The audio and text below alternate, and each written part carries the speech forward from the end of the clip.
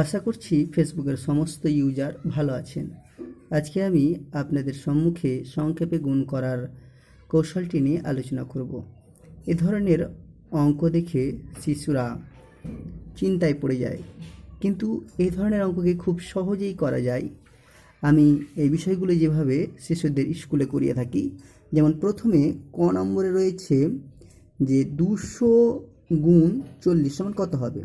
খুবই ইজি অঙ্কটা কী করতে হবে, জাস্ট এই 2-এর সঙ্গে 4-এর গুণ, এই 2-এর সঙ্গে 4-এর গুণ যদি আমি তাদেরকে দেখিয়ে দিই যে এই 2-এর সঙ্গে 4-এর গুণ, তাহলে 2 4 কত 8, আর এখানে কি রয়েছে দুটো শূন্য, তাহলে দুটো শূন্য আমরা এখানে বসিয়ে দেবো, আর এখানে কটা শূন্য, এখানে একটা বসিয়ে দেবো, আমাদের অঙ্ক হয়ে গেল।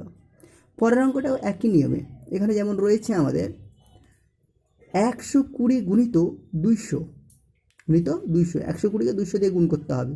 তাহলে আমাকে এখানে কী করতে হবে, শুধু সংখ্যাগুলো দেখতে হবে, শেষের সংখ্যাগুলো। এই ধরনের যদি অঙ্ক থাকে তাহলে শেষের শুধু সংখ্যাগুলো দেখতে হবে, যে এখানে 12 রয়েছে আর এখানে 2। তাহলে আমরা কি করব, 12-র ঘর নামটা পড়বো, 2-এ গিয়ে থামবো, 12 দুগুণ 24 শুধু আমরা লিখবো 12 দুগুণ 24। এর প্রথম সংখ্যাটা দেখবো কটা শূন্য আছে, একটা, তাহলে এখানে একটা শূন্য বসিয়ে দেবো, আর শেষের সংখ্যাটাতে কটা শূন্য আছে, দুটো, তাহলে এখানে দুটো শূন্য বসিয়ে দেবো, অঙ্কটি হয়ে গেল। অঙ্কগুলো যত বড়ই থাক না কেন খুব সহজেই করা যায়।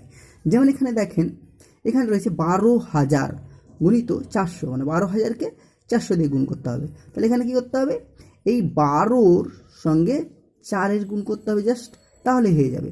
12 ঘর নামটা পড়ুন, আর 4 ঘরে গিয়ে থেমে যাবে, তাহলে 12 4 48 বসিয়ে দিতে বলুন।